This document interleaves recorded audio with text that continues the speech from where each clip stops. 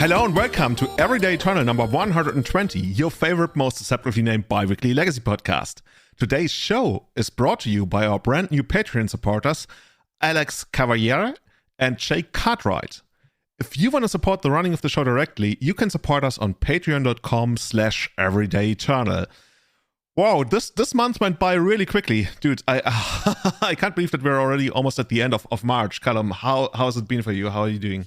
I always find it weird when someone says something like that because I feel exactly the same. And sometimes someone says, oh, it's a really slow week, isn't it? I'm like, God, yeah, it really is, isn't it?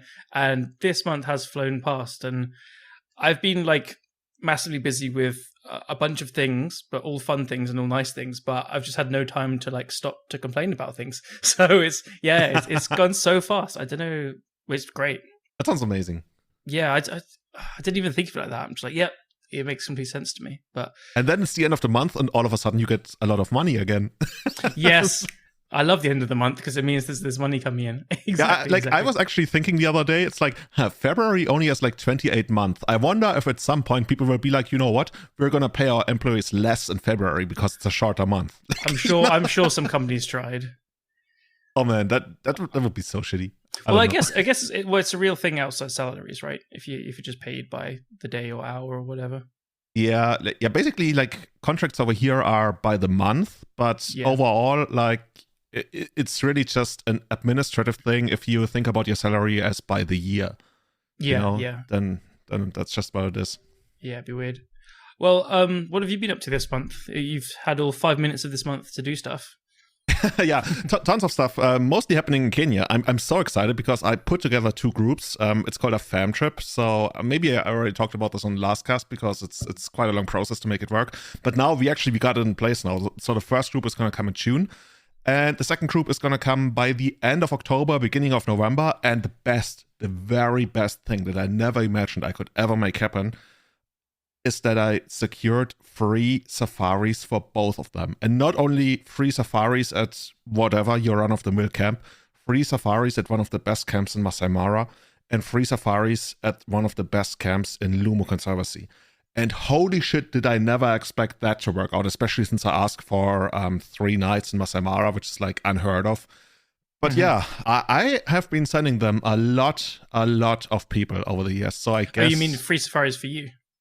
No. Yeah, well, the people that go there get a free safari. Yeah. So for me, I'm more like an afterthought to myself in this case. I really want to send these 10 people each, and give them a really good time because there's a really good chance that there's gonna become a lot more traffic our way afterwards. And yes, I also want to join them, but that wasn't like the first intention. But now that it's happening, once everything is in place, I'm gonna talk to my boss and secure a flight and join them as well. Yeah, for sure. Hell yeah. Very deserved after like the sound of what you've done for this guy the last few years. Yeah, like and they've been trying to get me to Kenya for a while now, and I've actually been like, COVID is pretty aggressive now, and I mean it's already like all over Europe again, but I hope by June it's gonna get better. And yeah, I'm pretty excited for that. Also, we're really pushing kite surfing. So by the way, if anyone is listening to this and you are kite surfing, I'm not even joking when I say we are trying to establish one of the yet rather unknown future best kitesurfing spots in the world. So hit me up on, I don't know, Twitter, Discord, anywhere if you want to talk about that, if you are involved with that kind of thing, because we already got a lot of groups booked and people scheduled to scout the place and check everything out. The equipment is ready. And now I've never tried kitesurfing, but it's something I want to, like, I'm still super interested in diving, but maybe next year, maybe for me. I would love to go diving. When I was young, I was on like a little holiday with my family in Greece, and I like discovered snorkel diving, and I must have been like 10 or 12, whatever. And I just spent like hours and hours in the sea, and my parents were like, "Is he okay?" And I was just like there looking at all the beautiful fish. And I've wanted Callum has been floating in the water for like 5 minutes. What's going on? It does look like a dead body as well, right? Because you're just like there facing down and just like buoying on the top. But yeah, I've wanted to go proper diving for my whole life. I will do one day. So. Come to our place. Like everybody tells you should learn it like in Europe where the lakes are cold, and so you will appreciate much more when you go to warmer climates. Makes sense. But yeah, I've only ever done it once. That was in Kenya, and that was absolutely magical. I'd love to do it again, like properly. Like I only did like a single dive with our dive instructor, and that was magical. We can do a legacy safari. That's still in the cards for me. Like one day, the Blue Safari, as we call it. Yeah. Get anyone that wants cool. to. But for now, we'll have to make do with basically winning a ton of tournaments, at least in your case, right? You did really well at I called it the Callum Conquest of London. Is that what actually went down, or how do you call it? Well, they're called London Legacy Monthlies, LLMs, and they're like London's baby for Legacy. We've talked about them a few times, but I started them 5 years ago now, roughly. Although we've had like a year and a half off, so we've been doing it for about 3.5. And they're like monthly events that we started because there was just no tournaments in London, and now they're back going strong. They're every single month. Numbers are usually around 40 now, like pretty consistently. Sometimes they're higher. We cap some, like when we started up again, because everyone's dying to play. But now they've hit like a really like solid pace. And I don't know, I was going to play something really janky for this. I was about to start sleeving up like just straight black-green Nick Fix. I really felt like playing some, just something like slow, grindy, rocky and stuff. And then I went out for drinks with friends the night before, and I think I actually did band rehearsal or something. And Painter was still together. So I was like, all right, cool, I'm going to play Painter. And yeah, it's like you were totally hungover. You have like had no intention of ever building like another deck. You're like, I'm just gonna go with this one. I hear it's pretty good. Well, the idea was I was gonna like get home earlier and build something cool. But then Painter was together when I woke up in the morning. I was like, hell yeah, Painter's gonna do it. And to be honest, I'm just still not even close to being bored of playing the deck. Which is, I think this is a record for me, because I've said it a few times, I have like the attention span of a squirrel. I'll play a deck and then a month later I'll be like, yeah, let's do another one. But it's just the best. It's just the best deck. So is this the deck that's closest to your heart, like of all the Legacy decks you ever played? Or is it still Miracles? No, I think this is.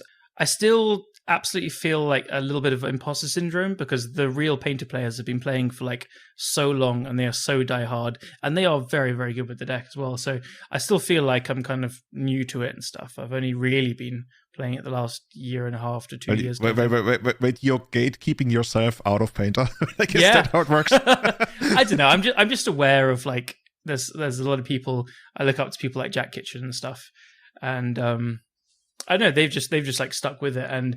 But I've always loved the deck. I've just never kind of got around to playing it, because I did play tons of fair blue decks in the past, and that was always kind of a go-to. But now I've started to appreciate everything else, basically. Like, I really enjoy combo decks these days, but not kind of like turn one combo decks like Jax likes, although I do appreciate them as well. But I love these like odd synergies and stuff. So yeah, they really just speak to me, because you win games with the combo, you win games with the beatdown, you have all these kind of like prison elements to an extent. You have like, it just does everything, does all the different plans. So I'm trying to remember what I played against. I know that at these events I do 6 rounds, even though the numbers should be 5. I do 6 just because it means more Legacy, and we have time. We take a lunch break after round 3, and then we have 6 rounds. I'm not going to remember what I played against, to be honest. Actually, shouldn't that be on your Twitter or something? No, you just posted that you won, right? Yeah. It's not about the journey, it's just about the destination. It's just about crushing with Painter. The deck itself was fairly standard to an extent. It's Imperial still in my mind, like people say red-green. So the newer thing has been Once Upon a Time, which, everyone knows it's been a good card, but you do need a lot of things to work in the deck. And it the first time I saw it pop up was Roger Sykes won the Buffalo Chicken Dip event, I think, in America. And he was playing 4 Once Upon a Times, and then I think he had no other green cards.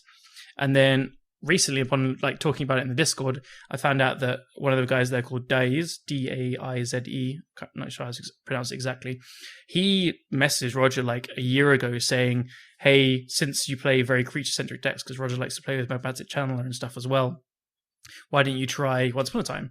And then they were like, talking about it and playing it like a year or something ago. It just never really caught on. But I think with the inclusion of Urza's Saga in the deck now, I found a Saga off Once Upon a Time like every single time I could. It's just increasing the consistency of having a Saga in the deck, or sometimes you just need a welder or an engineer. It's just the selection it gives the deck has really, really impressed me, and I can't really see going back now. I played a couple of leagues online, and then I played. It's that good? Yeah, and then this is the first this is the third time I guess I played it, and I've played another kind of style of deck, a more all-in, faster combo with LEDs. But it's just amazing. It's really, really amazing. You could miss. It's like slightly under, so you have 22 lands, 17 creatures. But I don't know. I haven't really missed much. And if you miss, like, shit happens. It also just makes some of these hate cards. So I didn't play them at this event, but I've been playing 3 Magus of the Moon in the sideboard. So it just ups your consistency. If you want to side into something which you're hating on lands or Cloud Post or whatever, you can go that approach. Been playing like Fairy Macabres over Surgical because it helps find them as well. There's these options to build all these different ways around it and stuff as well, but you don't need much help. It's just extra consistency. And so I found the deck's power, the best cards in the deck by far are Urza Saga and Goblin Welder and Goblin Engineer. So anything that helps find them every single game, it means you should. It's the best Goblin deck in the format now. Oh, it is easily. I'm sorry, Eli. It is. Yeah, the more I play the deck as well, the more I'm quite quickly realizing that the Goblins are the best things in the deck. I mean, they're basically especially Welder, right? It's just like a 1 mana card advantage engine. Goblin Welder It's like a mother of runes that needs to be answered. Otherwise, it's gonna generate value every single turn. It's like it's one card that's active to beat a removal spell if you're trying to combo. Fine, that's level 0. Like the way it synergizes with the Goblin Engineer, although it's very obvious, Goblin Engineer just puts them in the graveyard. I haven't been playing them recently, but some people play either a Bolas Citadel or a Wormcoil Engine or Possessed Portal back in the day and stuff. You couldn't find these huge things and put them into play. So it can just if you really want that kind of effect, you can have these huge things to sideboard to entomb with the Engineer basically. But I found the utility of Welder actually welding out the opponent's things massive as well. Against D&T, I've just had things like I've played a Karn and Karn their Aether Vial, so I bolt their Aether Vial and then switch out a Cauldron Complete for their Aether Vial back on 0 again. I'm having a hard time following in my head. When you bolt the other vial, what the fuck? Yeah. Or sometimes they play an Esper Sentinel or a Fire Action Revoker or whatever. Lion Sash. Although Lion Sash is quite annoying to do because obviously they can leave up some white to counter it. But you just find all these spots and I've had these games against kind of prison decks online a couple of times where or lands, they have a Mox Diamond in the graveyard and it just becomes tap Vindicate a lot of the time if they're empty-handed. It just does a lot of things with the opponent as well. It really messes them up. So the mirrors are crazy as well. Yeah, you should probably release your own guide about how to play the mirror, because I would feel like the Goblin Welder, the Painter mirror match is probably one of the most, here comes the word I hate the most, quote-unquote skill-intensive matchups in Legacy. Yeah, it could be. It seems quite wide. Yeah, I think, I haven't played it a ton, but the consensus is often you either side down to 0 or 1 Painter. You live in all your grindstones. And then, the thing is, it used to be, and then Karn got printed, and so whoever has Karn usually wins. That kind of. That makes a lot of sense. Yeah. But you're basically, you say you're not one of the big or famous or whatever Painter players, but you are really carrying its banner. You are really singing the praises of Painter. And I think I've actually seen a lot of people, even just randomly on Reddit, talk about, by the way, check out Callum Smith, he's the Painter guy. Okay. And even when people talk about it in paper, I was going to say in real life, they mention you as the paper guy. It might be different in the areas where the really big Painter players live, but generally on the internet, I see you mentioned as the Painter guy quite often. Okay, maybe it's just because I'm doing this podcast and I'm on Twitter a lot more. But man, there's some masters lurking. I'm definitely in their shadow in my mind. But yeah, I appreciate it if someone says that and stuff, because I do think the deck is really good as well. It's not like a purely personal passion, which I do love it to bits as well. But I saw Matthew Vuk Ozymandias posts his kind of every month he puts a list of what he thinks the decks are like and where they're positioned and stuff. And he's very often saying Painter is kind of middle tier 2, but high up. And then he very often says there's a ton of potential in Painter decks. They just need to be optimized. And I don't know if that means playing Ponder and Brainstorm. I've tried it a few times. There might be these kind of shells out there, but every time I go that approach, I just find not having Goblin Welder and Goblin Engineer and all the different synergies and having huge constructs of Urza Saga is quite a big deal. So I don't know. I'm getting it to a point where I think I really like the list, at least the main deck. Yeah. Okay, that's a pretty big thing to settle on. If you say like, hey, I like the main deck and now I gotta work more on the sideboard, that's usually a pretty good sign. So the list I played, I'll do a quick run through. 4 Goblin Welder, 4 Goblin Engineer. For me, that's just completely like you have to play that. I started playing the deck on 3 Engineer. I'm like, how do you do that? So these 8 cards for me are completely fixed. 4 Painted Servant, obviously. There are some lists or ways you can play 3, and if you have like 3 or 4 Kong and the Creator, but I just like drawing the Painted Servants as much as possible. I had 3 Imperial Recruiter. I would cut down to 2, especially with Once Upon a Time in the deck now. You just have ways of finding all these things, and you don't have that many bullet creatures anymore. So I do like the upped consistency of finding I actually search for Goblin Welder more than anything else. Painter is great, but I find the Goblins most. And so I would put a twin shot sniper over the 3rd Imperial Recruiter. I just didn't own one in paper yet, so he'll slot in. Twin shot sniper, I've seen that the thing do a lot of damage in Magic Online. Like I think in our preview episode we only covered it because you actually slotted it in. I didn't even select it, and it's one of the most played cards from the set now, at least when it comes to Legacy, I think. Yeah, it's cool. It's like a little role player. I'm going to put it in the deck, and I think it might eventually leave. It's kind of similar to Goblin Crater Maker. I think it's a little bit better. It's going to be one of these cards of like it's going to be in the maybe box, and it'll be good sometimes and good and not good sometimes. Isn't that somewhat similar to the 2 lightning bolts you play, or are they like set in stone almost? Yeah, so I'll get to them in a second then. So 1 Magus, I still love having this to search for with the recruiters. 2 Khans. I'll talk to Khan more when I get to this one in the sideboard, because it's a kind of a weird one there. 2 Lightning Bolts. I do want a 3rd. Dragon Rage Channeler is really one of the best cards against deck, because it's a quick look, fine, but it's the filtering to find their sideboard cards, like especially like Meltdown and stuff, can be brutal. But also, I'm actually going to cut the Ensnaring Bridge from the main deck. It sounds crazy, but Delver just plays 1 Brazen Borrower, and every single time I've like played this game where I just try and resolve bridge and then try and stay alive, they just find it every single time, and then the good players will just surveil until they find like a couple of forces, and then they just Brazen Borrow the bridge, and they have 2 or 3 Murktides. It just doesn't work against Delver. So like, and then against the Marit Lage decks, you could just combo faster usually. Yeah, so weirdly, Ensnaring Bridge is the worst card in the deck, and I'm looking to cut. It just never works. So the Lightning Bolts, I think I'll add a 3rd Lightning Bolt over the Ensnaring Bridge, so you can just kill their creatures more.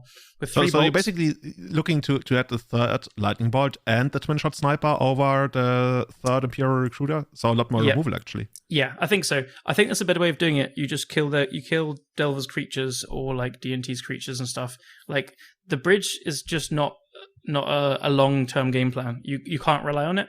And then it costs resources to get into play. Like you either have to like engineer for it, and then they kill your welders, and you hope the other ones live. And then they get it, then you get it, and then they either Brazen Burrow or Flicker Wisp it or something. Actually, that's a really good point. With regards to, for example, in the past, like against the Delver decks of old, they would then have like a Tarmogoyf, right? That you could still maybe jump block or do something. But now that Murktides are coming in, those are a lot harder to block, and they also hit a lot harder. Yeah. So it's not like you can lose your bridge and still stay alive for at least like 2 or 3 more turns. It's usually lights out. The other thing is they bounce it, so it doesn't go to the graveyard. It's not like an Embraid, so you can't like goblin it back in. You need to have 2 goblins in play to be able to like weld it out first and then weld it back in, and then they just know that, and so they just find the removal spells for the goblins.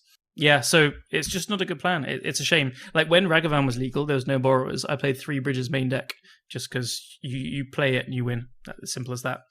But not anymore, sadly. They have 1 Brazen Borrower, and in classic Delver style, that's enough. Anyway, so yeah, there's little changes. And 5 blasts is great. I would like a 6th, but it's not 100% necessary. It feels good just having a 1-mana answer to that stupid dragon. Once Upon a Time touched on. There's 4 of them, 3 Lotus Petals, and then 1 Mox Opal. I'm still unsure on the 1 Mox Opal, but quite often you do want to find a mana source off Urza's Saga, and Mox Opal's on like a bit over half the time, so I think it's good. Otherwise, it could be either another Seeming Spirit Guide or a Lotus Petal. And then 2 Grindstones. Most people play 3. I'm really happy with 2. It just feels like enough. Against the Prismatic Ending decks, you just don't play it out early, and you just fetch them off sagas most of the time. If you naturally draw 1, you can combo quicker, and it's a nice advantage having more in the deck. But if you draw multiples, it can be really bad, obviously. So yeah, happy with 2. There's a Soul Guide Lantern. It's just really powerful to have this effect in game one. Like sometimes you play against Reanimator or Dredge or whatever, and you can welder into Engineer for it, and that's GG. And then finally the Bridge, which I said I'll cut. And then there's 22 lands, there's 4 Ancient Tombs, there's 1 City of Traitors. There used to be 2 City of Traders until I wanted to add this Tiger, so I wanted more green sources, or just more ways to get red mana. I found that one of the most important things is trying to find basic mountains with this deck quite often. So against Wastelands, you really get to use your mana. So I've got 4 basic mountains, 4 fetch lands, all red, and then 4 Great Furnace, 1 Tiger, and then 4 Urza Saga, obviously. So let me question you about that one odd thing. That is the 3 Lotus Petal, 1 Simian Spirit Guide split.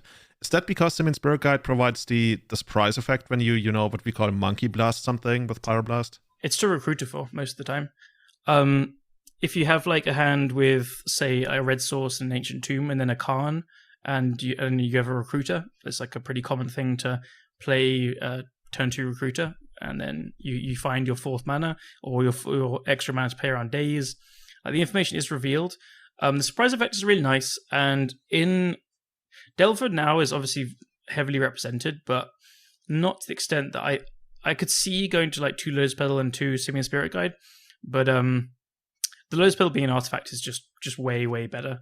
So you can that's why I was initially thinking you might want 4 of those and no Simian Spirit Guide, but turning it up to basically ramp, like a one-time ramp spell. Like it's basically, in a way, it's like a Lotus Petal that has to spend 1 that comes off Imperial Recruiter. It's that thing, and I do search for it quite a lot. It's worth that little flexibility. It's one of these little, the numbers all look a bit random and stuff, but you play it enough and you find these play patterns come up, and you're like, even if you're playing against Delver and like your last threat in hand is a Karn, or you're like trying to get up mana to activate 2 Grindstones in response to removal and stuff like that, even if they know you have a Simian Spirit Guide, like it's still the mana to do the thing you want it to do.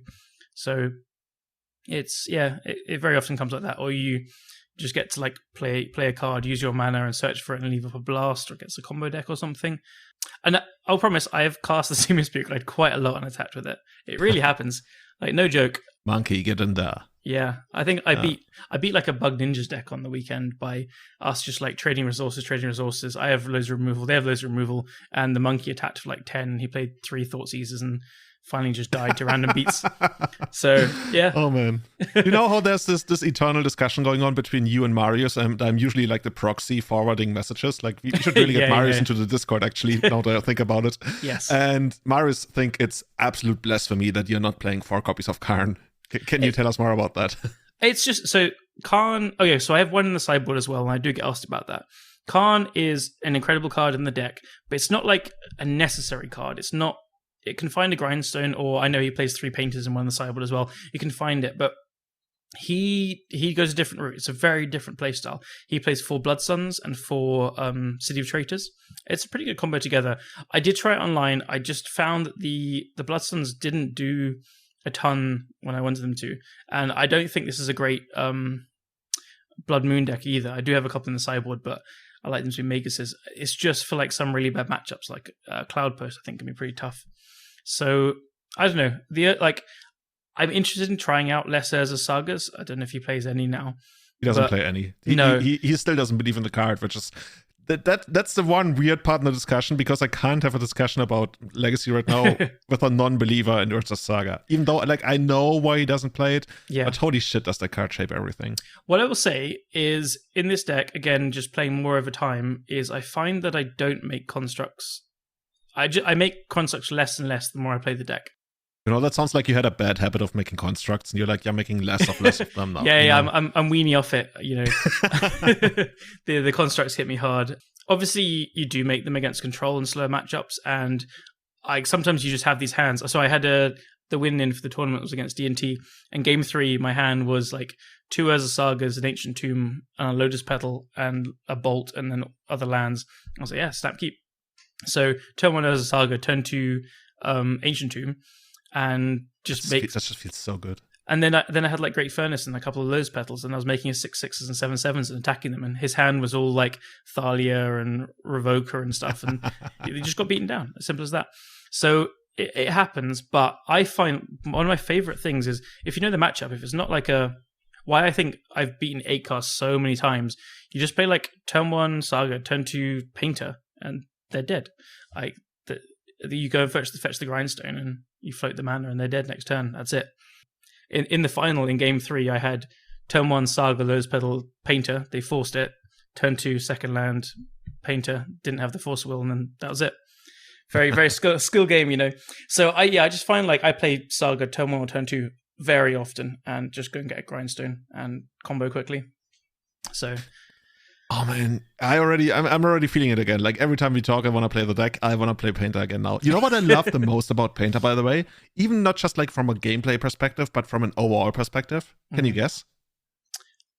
Is it the different ways of playing depending on the matchup? I was actually gonna say there's no reserved list cards in it anymore, but actually that starts to matter like less and less, at least in Europe. I guess we're gonna talk about that later on, but like whether decks have reserved list cards or not really doesn't matter all that much anymore. Oh yeah, but yeah, so it's one of those card decks. Proxies aside, this deck has 1 City of Traitors. You couldn't not play it.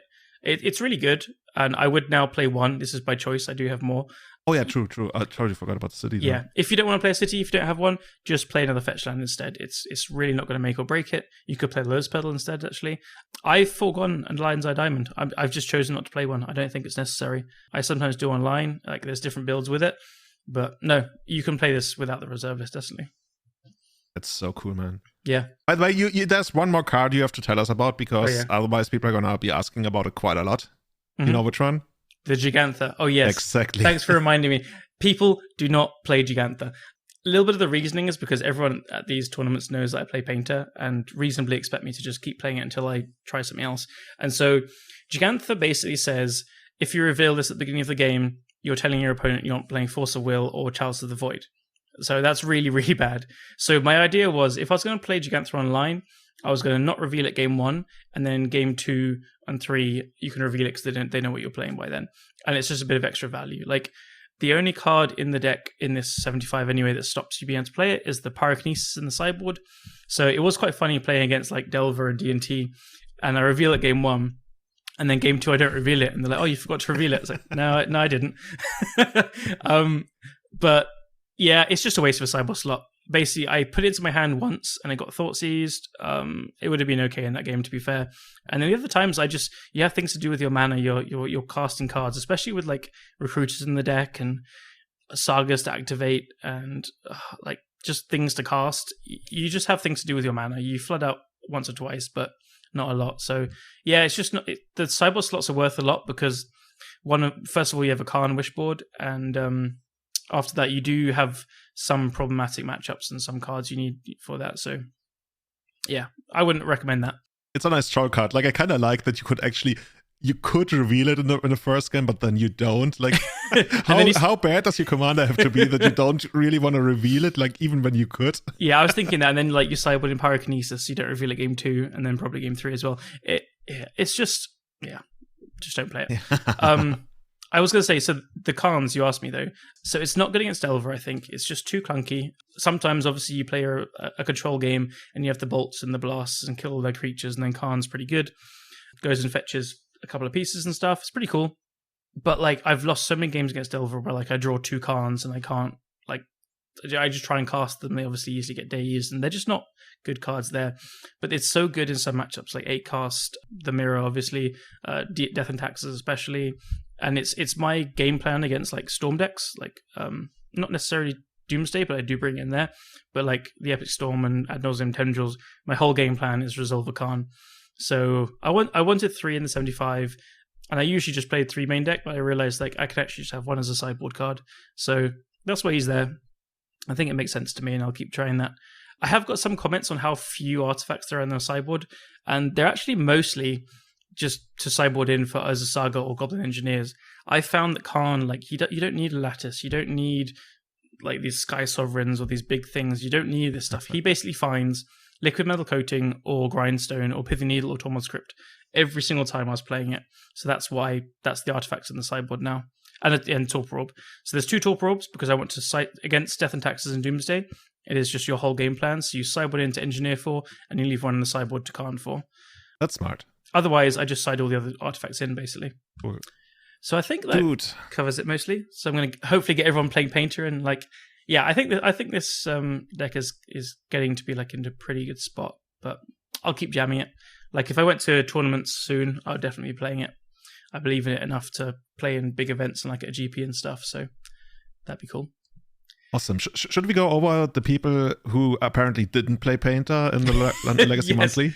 I've just realized we're just rambling about Painter for God knows how long. You can't do this I to me, think people Julian. love Painter. Painter is one of those decks. Like, is there anybody really out there who's like, dude, I hate Painter with a burning passion? Like, that doesn't really exist, right? No, I hope not. I hope not. It's just such a cool deck. You know, that at least one person is listening to this right now is like, dude, you have no idea. My friend, he plays it every time. Turn two. I hate it. Maybe if they play Eldrazi, they'll really hate it because Painter turns off Eldrazi Temple and Eye of Ugin. Yeah, and Magus of the Moon basically makes it so that they can't ever cast a spell, almost. Yeah. Yeah, so maybe Eldrazi players hate it. Right, cool. I'll run down the rest of the top 8 though, because we had a really cool one. Like, I'm not just saying that to hype up events. Like, this was such a sweet top 8. A different deck in every single spot.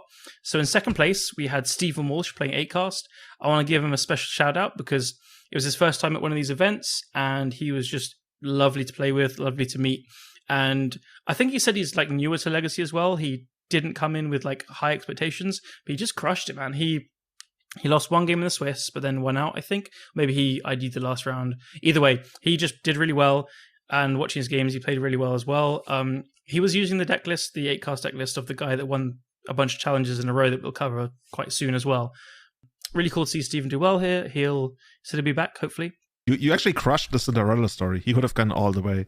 I know. There's literally the guy organizing the tournament in the finals waiting for him. He's like, not today. There's an in-joke of it being a rigged event, but I don't know, man. The Painter gods love me. In third place, we had Nico playing Blue Red Delver. Also, big shout out. So Nico, also his first time here, and he's pretty young. I didn't want to ask age, but he played incredible. So we played in the Swiss, like a for fun one, and then we played in the semifinals, and he is seriously good. Like, I play against good Delver players always online. He just had such a good... He had to ask me what Painter does and stuff. He had never played against Painter before, but he just... Like, as soon as I told him what the combo does and how the cards interact, he just, like, you know when someone just gets it, they just understood completely. And then game one in the Swiss, I did that thing where I had a bridge, and then he's just like, he's got 2 DRCs out, he's plowing through his whole deck.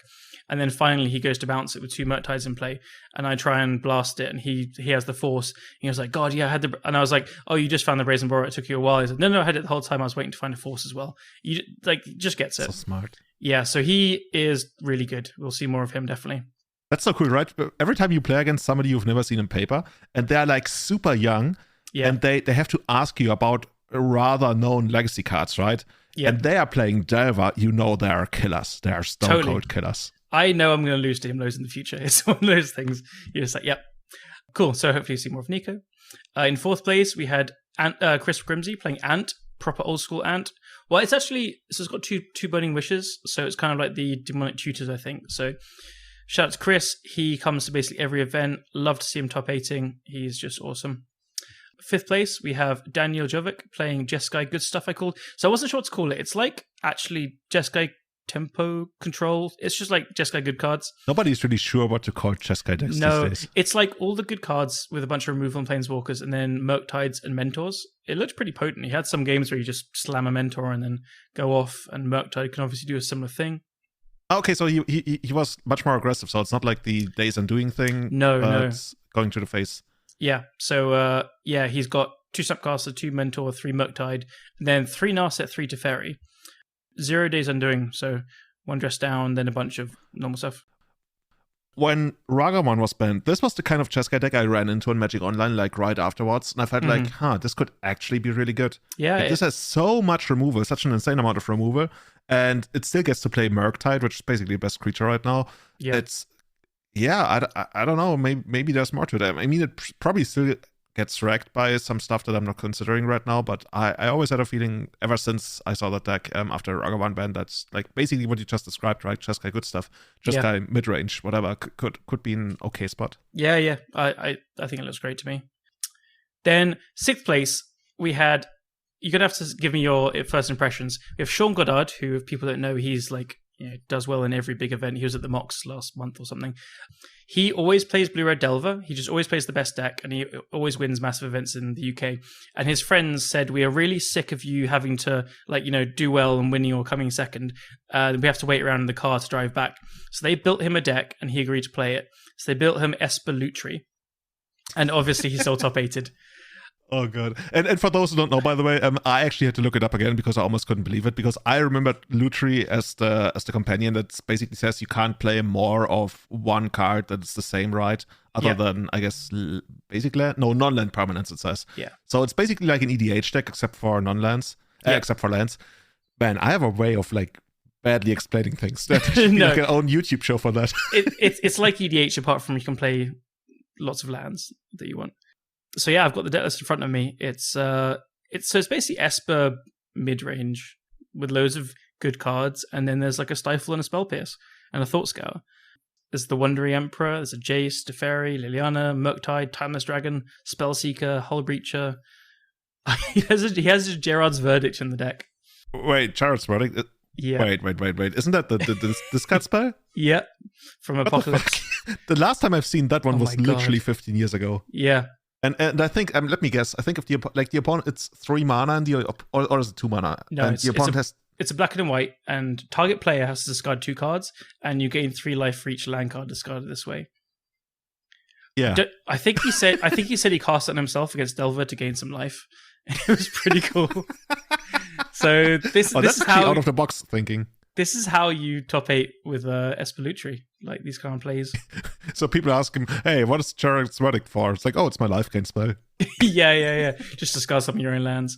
So I'm excited for that to get posted on Goldfish, and hopefully, people run it through the leagues and see what it can do. It's quite a pile.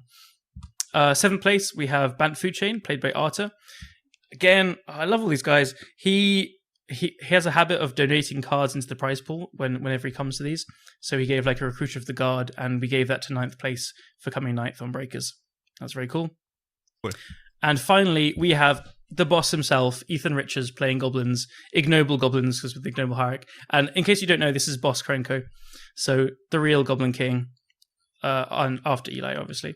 So it's pretty pure goblins, it's what you expect. There's 2 Muxes, 2 Twin Shot Snipers, it's cool as well. But then loads of goblins, bunch of lands, and an Ewic squad in the sideboard, which is sick. Speaking of sick, I'm so sick of playing against goblins on Magic Online. I can't even tell you. I have no idea I can't really put my finger on it. Obviously goblins got a lot of cool cards over the last couple of years. But whenever I'm playing elves against goblins these days, it's not that easy, seriously. No. Back then, we used to fear, War Chief into Goblin Sharpshooter, and yeah, that's bad. But then you still had, Progenitus, and you might still get them. But these days, they get out of control so quickly. And with the Sling Gang Lieutenant, they kill you out of nowhere sometimes. I lose to goblins basically every time with Painter. It's just impossible. The worst thing is when they cycle Gem Palm and they kill your Welder with none of their goblins in play. Because it just says goblins in play. It's just oh, dude. Oh, it counts the other ones as well. Oh my god. It's just... But I just lose to that fucking Goblin Trash Master. I'm it's the most conflicting thing because I love goblins, but man, that card wrecks me. It's just impossible. So yeah, Goblins destroys me. It's one of Painter's worst matchups, definitely. So hell yeah, Goblins. Love to see it. Would you bring in Chopper Orb against them? I guess that's okay. No, because the Trash Master just kills it. Oh, because I was thinking actually, Goblin Major and Muxus. I would bring in one to Engineer for, because it stops Munitions Expert, Muxus, Sling Gang, Twin Shot, Ringleader.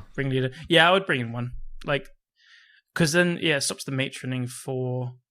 Yeah, you're probably right. Actually, maybe I'd bring in both to stop Matron for the Trash Master, but he would just draw it naturally. And we just solved the matchup. Not really. We had a really good anecdotal thing. So me and Ethan were playing an EDH game a year ago or something. We just decided to put together very medium power levels, and he has a black-red goblins revolved around sacrifice. And so I was playing an artifact-based deck, and he draws the Trash Master naturally, and he plays a turn 4, and I just get destroyed. And so we laugh and shuffle up for another game. And then I say, okay, look, if you draw your Goblin Trash Master, you have to put it to the bottom of the deck. He's like, okay, fine. He has to discard it. But he's playing Grenzo, where you pay 2 mana and you put the bottom card of your library into your graveyard. And if it's a creature, you put it into play. And so, swear to God, he just like plays his commander, activates it, and the fucking trash master's on the bottom of the library, and he gets it anyway. And I'm just like, yeah, whatever, dude. So yeah. Oh man. Anyway, I've rambled about LLM for a good half an hour or so. Again, congrats to everyone. I love running these events, and I love seeing the diversity of the top 8. And I want to talk about them more on the podcast, so we'll cover them. Yeah, we actually surveyed the Discord, and I think people, and actually also like every once in a while, people send us messages or ask about, hey, how do we start these grassroots tournaments, right? Because I think to a lot of people, it's still quite surprising that these tournaments exist independently of the, well, you can't really say organized play circuit anymore, right? That's not really a thing. Yeah, like it's really players taking whatever they want into their own hands and making that happen, because it's not really like I can't even blame an LGS for like not running legacy tournaments if it's like not for them. No, absolutely.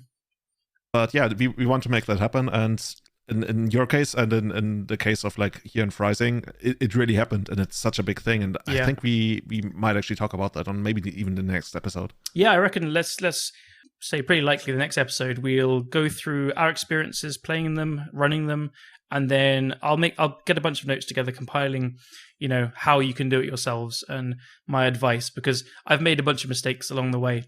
And so I can definitely pass along. Oh, the mistakes that's the best part. The mistakes are the ones you learn from. Absolutely. I mean, the most obvious one is trying to get a venue. I went around to like hotels asking about prices for hiring things out. Nope, just go to a bar. They will happily give you a free bar for people buying their food and drink. So it's awesome. Things like that. Yeah. Which part of London is it in, by the way? It's in like North London now. So it's in this shop called Rogue's Quarter. So it's near Camden, basically. So middle North London. I know Camden. That's Camden Market, right? Yeah, exactly. So pretty close to there. I will never forget that place, because I was supposed to host like a really huge Kenya event at the Shaka Zulu. And then we literally couldn't. Yeah. You know that place? Is it good? I haven't been there, but I know it. Yeah, it's supposed to be like really good, but then like things happened and we couldn't make it happen. And ever since then, I've been wanting to go there, because it looked so cool and all the stuff that we prepared one day. # not sponsored by Shaka Zulu. Yeah. Do you want to tell us about Cetera and Freising? Yeah, Cetera and Freising is another one of those independent events, right? And I'm not involved with organizing these things. I just like occasionally hype them up on Twitter whenever the next ones are coming up. And the cool thing is, people actually told me about that they found out about the event whenever I posted about that. And I didn't even think that would be a thing, but after finding out that people are sometimes traveling like 3.5 hours to come to these events, I mean, it makes sense, right? That because all the locals know about it, but then everybody who's like slightly further away, they didn't know about it, and they tweeted about it. And absolutely, yeah. I used to keep it very like these LLMs very contained within London. We have a Facebook group where I post about things. But then I thought, I should tweet about it and stuff, because it might get other people. And so since then we've had more people come from the rest of the UK. So I need to push it more, and yeah, they'll come. Yeah, awesome. So yeah, for this event, I didn't go there, but 57 players showed up. I think they had 63 pre-registered, which is basically the cap right now, because at this point it's full. Like they can't fit more than, I think, like maybe a little bit over 64, but 64 is usually like the cutoff. And that just like that blows me away. Somebody even mentioned, like, is this the biggest legacy tournament in Bavaria or southern Germany for like quite a while? And I know that there have been others, what are they called, like in Aalen and the Winter Duel in Tübingen, but at least in Bavaria, this might even be like the biggest legacy tournament in for almost a decade. For a grassroots thing, this is amazing. 57 players, it's just great. Yeah, we even get like the guys coming over from Austria. Shout out to those guys. And who knows who else is going to come in the future. This is so amazing. Mm-hmm. And as if you couldn't already guess it, do you know who won? Of course you know who won. I do know, so I can't guess. Yeah, but if you want to guess, anybody out there, Mark Vogt won. And if you don't know Mark is the last Legacy GP winner thus far. And that's even selling him short, right? Marcus wants, like, when he was on the show, I think I announced him as probably one of the 5 best Legacy players I've ever met in my life, and I'm really not selling him short when I say that. So yeah, Mark came, saw and conquered once again. I think he already won the last event. I'm not sure.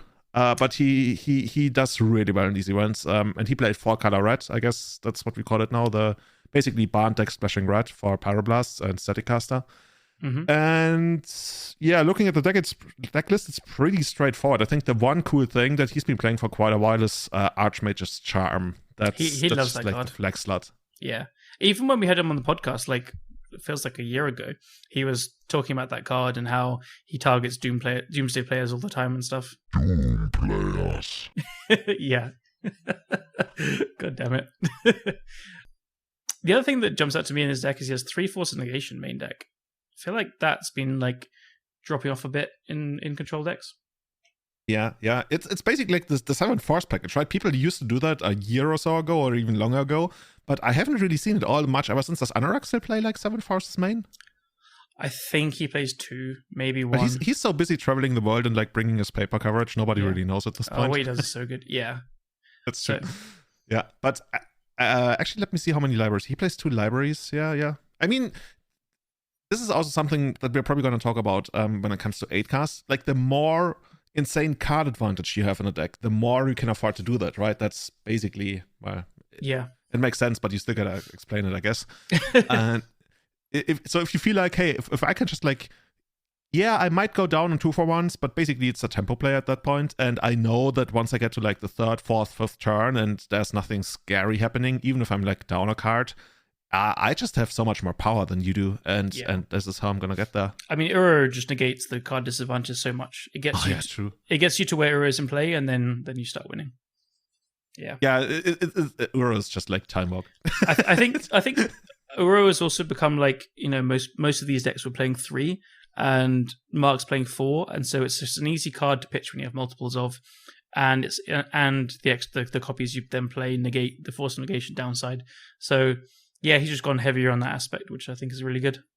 Another aspect of that, when you play 3 Force of Negation in the main, you don't have to put any more on the sideboard, right? Because usually that's something you see in these kinds of decks, that you then either see like 2 more copies or sometimes you see like 3 more copies of Force of Negation aside for the ultra-fast combo decks or something. And Mark can really, like, what else does he have against fast combo in the sideboard? Like, I guess a Flusterstorm, if you want to call it, against fast combo.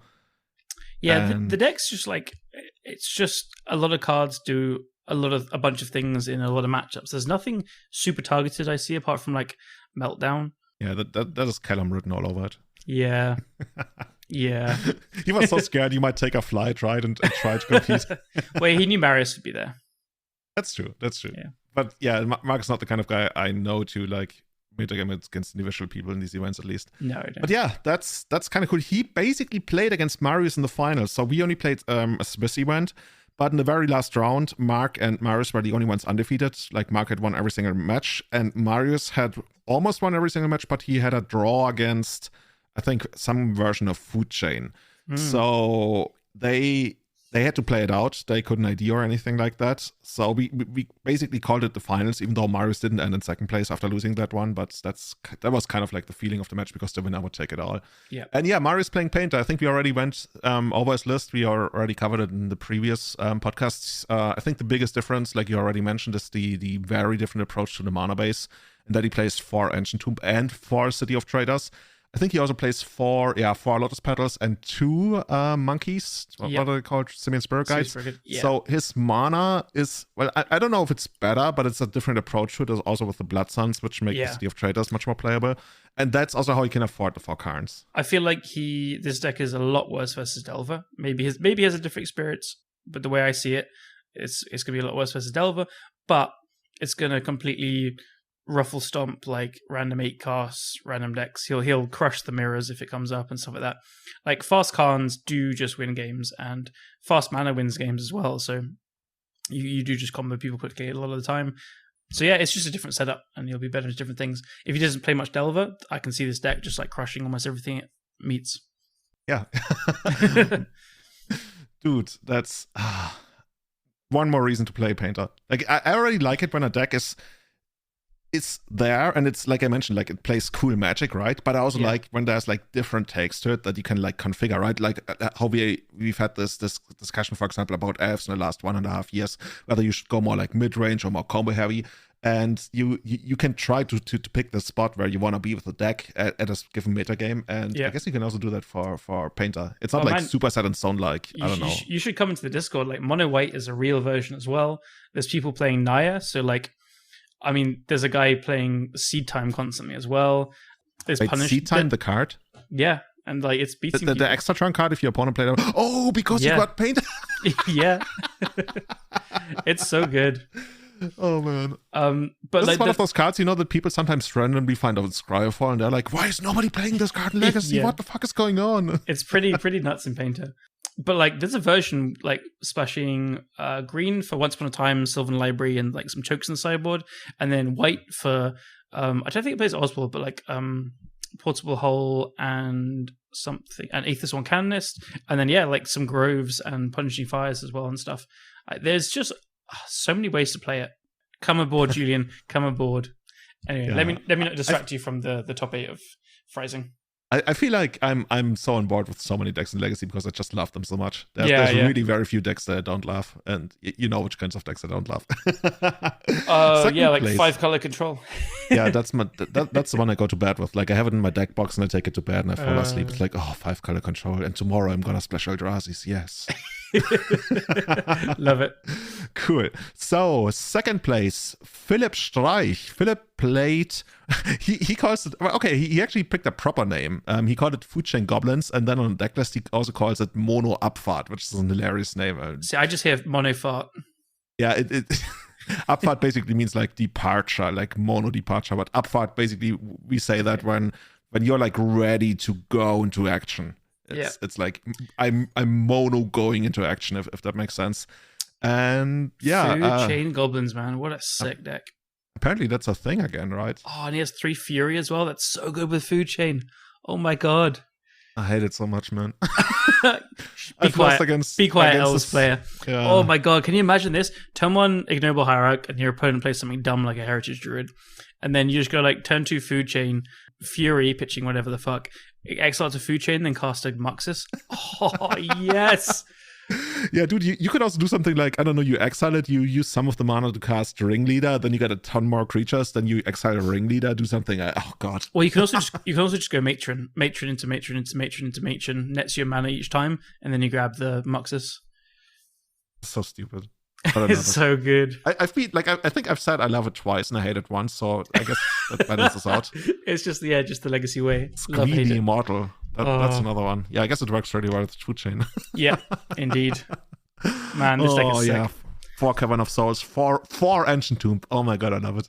Yeah. Is that how you do it these days in Goblins? No, it's for Food Chain, I guess. Yeah, for Food Chain, the Ancient Tombs, yeah. The other really cool thing you could do, Ethan, Boss Krenko's played Food Chain Goblins in London quite a bit, and he usually played Chrome Moxes and 4 Squeeze. So what you can do is put Squee under Chrome Mox, and then when you're done using the mana, you just cast it from exile. And for those who don't know, by the way, once you cast the Squee, the Chrome Mox doesn't produce mana anymore. Yeah. That's something I missed the very first time I saw it. Yeah. Did you know in Painter, if you put like a red card under Chrome Mox and then name blue, it's a volcanic island? Yeah, I know. It's cool. Yeah. Anyway, this deck is sick. Well done. And it has the green splash as well for Masked Vandal. I guess that's just like a thing now in Legacy as a whole. Masked Vandal is very stock now in Goblins. It's really good there. Like they really struggle with Caldra Complete especially, so it exiles that.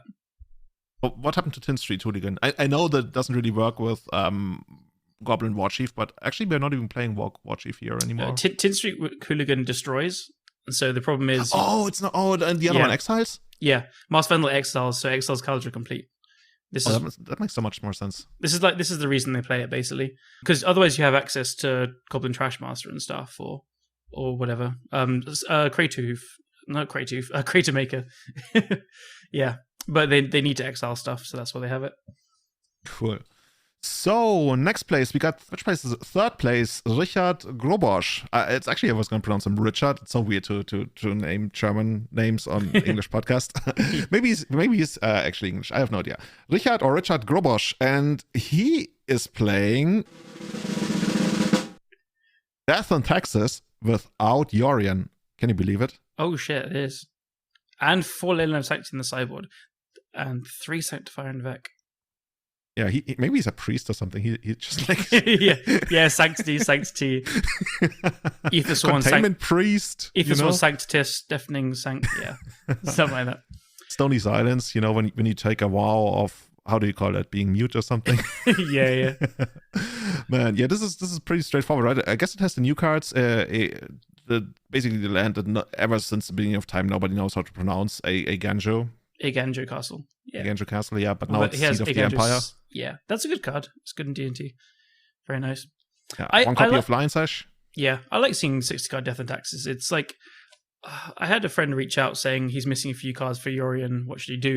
And I was like, just play 60 cards. It's like, Yorion is better, definitely. It's clearly been proven by like Luanil and XJ and stuff, but 60 cards is still very good. It's still a great deck. It's also, I don't know, we talk about this, right? If there were like dual decks that people would release if Wizards like was to do that, I think Death and Taxes would need to be one of the dual decks that you would release to get people hooked on Legacy. Oh, absolutely. So it'd have to be like reserve list lists. So they'd do D&T, maybe Painter, Depths, probably. They'd find a combo deck somewhere, Show and Tell, probably. Yeah. Could you do that? Yeah, maybe. I don't know. Yeah, I think so. Isn't Show and Tell on the reserve list? I have no idea. No, it's not. No. It was printed as a promo, yeah. Yeah, I mean, you do like Omnitel with Cunning Wishes and stuff. Yeah. I don't know. That's another conversation. But yeah, he's got a Thalia Heretic Cathar in here. It's pretty cool. Yeah, it's always like when you have these decks, right? Sometimes you got like this one slot and you're like, I'm going to play the cute card. Yeah, totally. And then it totally wrecks me with elves. And I'm like, dude, what the fuck? I love like hearing these conversations of people at XJ and stuff saying like, oh my god, slots are so tight in Yorion. And then in 60 cards, it's like, here's a Heretic Cathar. Let's go. Actually, but to be serious, like, why are we actually playing the Leylands of Sanctity? I guess, I mean, obviously, like, metagame against, Tendrils of Agony. Just fuck you. Yeah, but seriously, where else do you bring them in? Like, I'm trying to come up, like, Burn, I guess. I don't know. Could have just been like what he had hanging around on the day. That's how paper tournaments work. That's true. Yeah. And then sometimes you randomly get somebody who's trying to cast Intuition and they can't. yeah. Something random. Cool. Then we got fourth place. Hey, another old schooler here. Daniel Rehmann playing blue-green Omnitel. That deck is making some kind of resurgence. At least on Twitter, I see people talk about it a lot more often these days. Looking at the list, it looks pretty straightforward. Usichu who endures. Yeah, it's just like that shows up everywhere these days. Mm-hmm. 2 Paradox Zone in the sideboard's kind of cool. Like, that's meant to just beat the control decks and stuff. Yeah, and they also can't really get rid of it, right? Like, how do you ever get rid of Paradox Zone in most of the control decks? Yeah. I guess Teferi bounce and then counter or something. Yeah, that, or like if they're playing the Abundant Growth thing, they can make 5 manas for Prismatic Ending. But let's be honest, nobody plays the Abundant Growth list anywhere in the world anymore. That's true. That's fair. That's fair. Maybe they have to bring in Force of Vigor for Omniscience or something. But yeah, no, still, it should just, that's the card for control, isn't it? Cool. Yeah. And here's, dudes, I just I loved reading the top 8 or even the top 16 of this event. There were so many people who I've been playing Legacy with for basically 15 years. Like, I don't know, there were people showing up that I hadn't seen in many, many years, or really only ever see at these Freising tournaments, who had gone missing for almost 10 years. And all of a sudden, like, we have these tournaments and they start showing up again. I mean, the guy in 5th place, Daniel Shu, he also like went to other tournaments, but he's also like one of those names that I instantly recognize because he's so committed to 12 posts these days. It's funny. Marius always tells me like what he and Daniel Shu are like friends, and he always tells me like what Shu says about the deck. It's like, oh, it's so good, it beats this, it beats that, it's amazing. And he's got like this captivating nature of talking about his deck and like being super optimistic about it. Yeah, I love it. I love that attitude. And the deck is good now. It is really good. Yeah, from I think Into Play, Tony Murata, right? He's just like basically a fixture in every Legacy top 8 these days on Magic Online. Like, they might even just like skip the Swiss and put him straight in there. yeah. Make the 8-cost guy win it and Tony top 8. Oh man, yeah. This is another like I kind of want to play, but just because like everybody says, oh, it's so good against everything except for I guess the fast combo decks. Like everybody who posts lists, they're like, yeah, but we might struggle against 12 post, or at least like 12 post is playable. Like I thought maybe Delva is gonna wreck 12 post, but allegedly it's not. No, the addition of endurance is really big. I guess he only has one main deck here. I think Tony plays more. 3 in the sideboard as well. Yeah, and But- 4 Carpet of Flowers, I guess that helps out a lot. Oh, yeah, Carpets and Endurance against Delver. So good. Yeah, well, yeah. It does just seem like another one of these decks where it's been like maybe the time has to be right for it, but it's also been a bit underplayed and it's needed to be like worked on as well. And it's got some new cards. Let's be real. Elvish Reclaimer is amazing in the deck. They've added Once Upon a Time now. They have had some good additions to the deck in the last couple of years. Endurance, yeah. I guess except for Tabernacle, there's also no reserved list cards in there. Except for Tabernacle. But yeah. Except for the new car. yeah. Just a little detail. And I'll be real. I've seen someone asking about, can you play without Tabernacle? Like, technically you can, of course, but it is a huge part of the deck. Like, you lean on it a lot. Yeah. Most of the decks that play Tabernacle, like you really notice it when you cut it. It's just like a nature of how things work in these kinds of decks. Like you have crop rotation to find it, and it's usually a big part of the strategy. Absolutely. At least for certain matchups. Mm-hmm. So, 6th place, Marius Hausmann, the guy who keeps just coming up on every podcast because you and it's we should have like a TV series about Painter Callum Bro. and Marius discussing Painter. Your everyday Painter bros. Yeah. It's good. 7th place, another guy who I've been playing Legacy with basically since the beginning. My first memory of Christian Reuschel is in 2006 or 7, I want to say, I played Enchantress and he was playing Goblins. Like, he's very much known for playing Goblins in our area. And I played Solitary Confinement, and he had never seen the card before. He read it, he looked at his cards, and he like almost like freaked out. He was like, I have no idea how to ever beat that. I cannot beat that. And yeah, it was my first impression of Christian. That was amazing. Yeah, Legacy was a lot easier back then. Not with regards to playing, but with regards to like people being like, okay, I guess I can't win now. Yeah. So yeah, but he played Barned Food Chain. That's a deck he has been playing for quite a while as well. It looks pretty straightforward, except for, dudes, people will give you so much shit for playing like 3 Ponder, 3 Noble Hierarch. But I guess at least he played like 1 Gilded Goose. Don't release anything on the internet where it says 3 Ponder. 2 Swords to Plowshares, man. Loving it. Absolutely loving it. And I guess the discussion in Food Chain lists is always like, what is your payoff? Like, what are you going to do with the mana? Here we got the kill with Walking Ballista, and I guess Hydroid Crest is also a kill because you draw your entire deck with it, and can also gain infinite life. Yeah, I guess you just draw into the Walking Ballista. Yeah. Recruit of the Guard also gets you there because it fetches Walking Ballista. That's all pretty. All the Krasis. I guess Recruit is kind of cool that it fetches both a win con and a blue card to pitch to force if you need it, or just a value card in Krasis and stuff. It's pretty cool. Well, what the fuck, by the way? There's a snow-covered mountain. I was just about to say that for two blasts and a blood moon. Oh, there's a blood moon as well. Oh, okay. And a back to basics. Oh, that's quite the sideboard. Yeah. Can we actually fetch that mountain? We have Misty Rainforest. Oh, we have 4 Prismatic Vista. Yeah. And then we have 2 Flooded Strand. I guess you gotta play the Flooded Strand because you play like Forest, Island, Plains basics. I have to tell you a funny anecdote from... Oh, we have Tropical Island in the main as well. Okay, this is getting wild. Yeah. I had I played against Bant Food Chain in the quarters of our LLM, and I sided in the Blood Moons game 2 because I think... I did win game 1.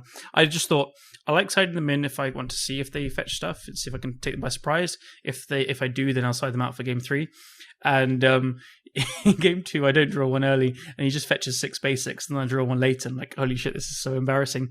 But I realized my mana was like 3 Ancient Tombs, a City of Traitors, and a mountain. So it just perfectly fixed my mana to win. There's no justice. What are you doing with the card? Oh, it's just for mana fixing. Exactly. Yeah. Perfectly planned. Cool. And 8th place, rounded out by Chango, also known as Khan Weidemeyer. This deck is a throwback. Holy shit. This guy is a throwback.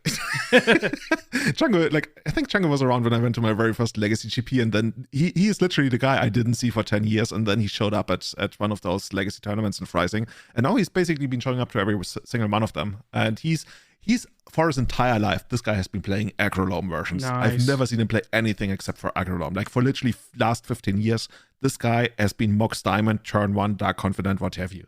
Love it.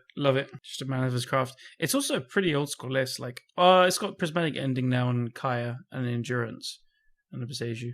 But otherwise, it's still like, Dark Confidence, Only one Queen's on Zenith, so that's a bit different. And only one in the other Veil. Okay, fine. It's really different to like the classic ones. I got excited by it.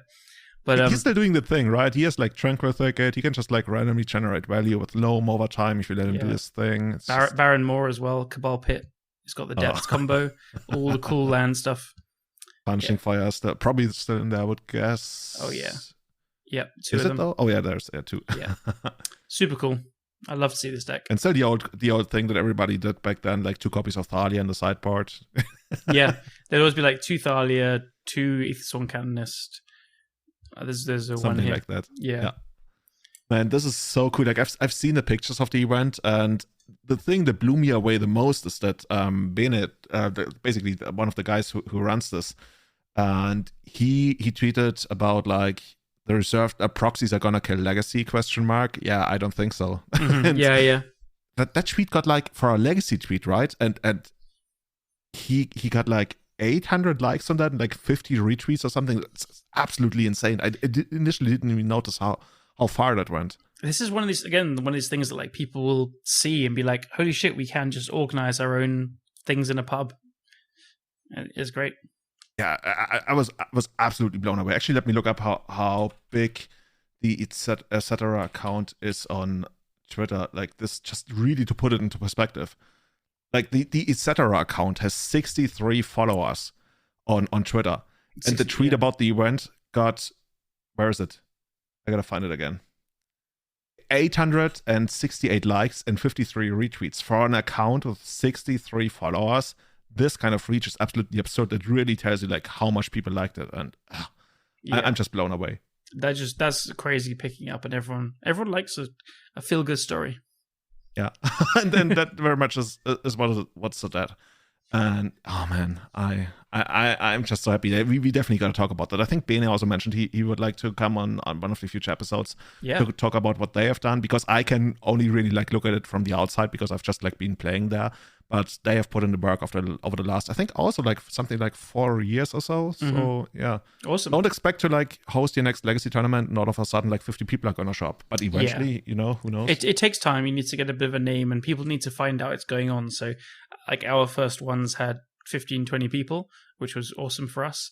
And then they do just pick up and get there. Cool. So with all of that paper that we've been talking about, Magic Online has been crazy during the last couple of weeks. Paper again. Like, it's so absolutely different. Crazy. Yeah, 8cast. Yeah, Jordan Meyer, 2JJM, like how do you pronounce it? 2Jim, whatever. Jordan Meyer, he literally won the last 3 Sunday Legacy Challenge events. Like, what the fuck? I've not seen this before. That's crazy. Like, we've seen repeat winners, but we've never seen 3-peat winners. Yeah. It's so funny, like when you look at his Twitter, he's like, oh, I won the Legacy Challenge. And then like 2 tweets later, he's like, oh, I won the Legacy Challenge again. And then like another 2 tweets, because apparently he doesn't tweet that often. It's like, turns out I won the Legacy Challenge again. Like, what is this, Groundhog Day? What I love more about this is Bob Huang, like when he won his first Sunday thing, Bob just posts like, what the fuck, this guy's playing 3 Embry, there's no way that's right, but maybe it's a fluke. Then he wins the next one, and I message Bob like tagging him saying, hey, he won it again, and he's like, yeah, it's still wrong, and now he's won the 3rd one in a row. It's like, maybe you should reassess. He's getting around to it. Yeah. For what it's worth, Jordan actually mentions he released a really awesome guide, and we're going to link to it in the show notes, also to his Twitter account. I read that today. That was really, really well written. It's one of those guides that's like that doesn't have a lot of air in it. He gets like straight to the point about all the cards and the matchups, and I really appreciate that. Yeah. And he did mention that Emery is one of those cards that's like so-and-so. There's matchups where you're not really too happy about her and you side her out. But of course, against like all the more the grindier decks, just even the additional card advantage you get from recycling bubbles, that adds up. And to me, just like the best feeling ever is when your opponent, and that's me speaking, but I guess he feels the same, when your opponent has a Murktide Regent and you have a Thought Monitor and an Emery. It's like they don't even want to attack because you can then replay it and get the extra 2 cards. It's so good. But yeah, I guess for those who don't know the deck yet, I guess most of you are familiar with like basically the Stompy Shell, right? Ancient Tombs, Lotus Petals. These days, Urza Saga is also part of that. This is basically blue Stompy, right? We haven't really had a blue Stompy deck But I guess we had it when people played Urza, High Artificer. But before that, the last time we had a proper blue Stompy deck was Fairy Stompy with like Sea Drake, who used to be the most expensive card in Legacy. If you don't know Sea Drake, look it up. It really was. It was like 120 euros or something. But now we got this, and is it great? It's 8 cast. Like we mentioned, we have Thoughtcast, we have Thought Monitor to enable everything. We have the 4 Force of Will to protect it. We have 3 Scythe, 3 Emery for value, and especially Scythe is awesome, right? Because our big payoff, and the biggest payoff, I guess I want to say, that the entire deck is a payoff in itself, but the one big payoff is Kappa Cannoneer. And of course, you need a lot of artifacts to make that work. And once you have it, if you get more artifacts, it's going to get even better. And Psy basically doubles that, right? Every artifact you play, you get another artifact token that also happens to be able to attack or block or tap for mana, in Kappa Cannoneer's case. I literally, like, I felt like if I want to talk about it on the podcast, I need to put it together. I borrowed it from Card Hoarder last night. Holy shit, it was 1,400 right? ticks. Must be cheap. It's monocolor, yeah. Holy shit. 1,400 is so much for Magic Online now. And I might have already had some cards, so maybe it's closer to 1,500 ticks. Like, it literally took the bot almost 20 minutes to deliver cards. I don't know whether it's like value related, but usually the cards are delivered like in a minute or two. I think, it takes time if it's harder to like get some of the cards like Kappas and Lotus Petals and stuff. Yeah, I was wondering like whether they have an internal thing where somebody has to check off, like basically double check when there's a certain value, and they maybe didn't have somebody around. So maybe like a transaction of this size might not be automated. I don't know. The funniest thing is actually they tried to deliver it a second time. Like they gave the cards to me, and then like 20 minutes later the bot messaged me again. He's like, "Hey Julian, here's your cards." Oh my god! I'm like, which cards? So I typed like yes, and they literally want to give me the same deck again. Damn. So yeah, I wrote to them and they fixed it. Nice. That would have been a big mistake, like, very costly. I said the same and thought the same, but looking back, it's really not all that different from somebody who signs up to the loan service and like basically takes the cards and run. In my case, I would have been even more profitable, but then again, that's not what I'm here for. But yeah, that deck, man. I like the 3 Cannoneer a lot. I think when we were talking about it when it was like first coming out and there was all this hype and stuff, we were like, holy shit, this card is broken insane. It's a massive boost to the deck, don't get me wrong. I like his number of 3 though, because when I tried it, I did find myself in positions where, you have 2 in hand and you can't cast the first one. The second one feels even worse. I think 3 is absolutely the sweet spot for the card, and he's rightly nailed it there. Everything just looks great. And this felt absolutely smooth. Even the one-offs, like the other spell bomb is so cool. I didn't eventually get to do it because my opponent had Reclamation Stage, but I thought I was already locked out of the game and my opponent had Frank, what's his name? I'm so used to like elf names for cards. Archon of Justice. Oh, Archon. Yeah. Archon of Whaler's Reach. Yeah. But then Urza Saga. Yeah, that's just like the name I coined initially, but it never got on. It's basically like the girl in Mean Girls trying to make Jumbo happen. That's funny because this is a bit of a deep cut, but EAT used to troll the source and the D&T thread by calling Thalia Heretic Cathar Frank, and it pissed everyone off. He was proving a point that I can't remember the exact point. It was about like, just giving all these cards female nicknames. And he was like, you can just call them men as well. And he just pissed off the whole D&T thread by calling Thalia Frank. I've never heard about sorry, that. Carry on. So yeah, I thought I was already out of the game, but then Urza Saga can actually tutor up Ether Spellbomb, and that can bounce Archon of Whaler's Reach. Like I said, it didn't work out because I had to pass the turn. I didn't have the blue mana yet. Oh, okay. And they had Reclamation Stage. And I mean, Reclamation Stage rather wrecks you. Spoil sport. Not fun. Yeah.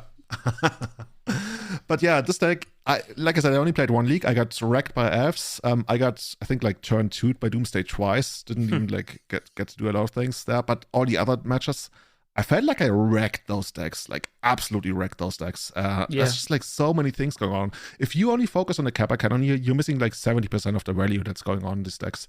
I agree. I've even been in like many positions where I'm like, okay, I could actually like try to get a Kappa Cannoneer down, but I could also just literally draw 4 cards.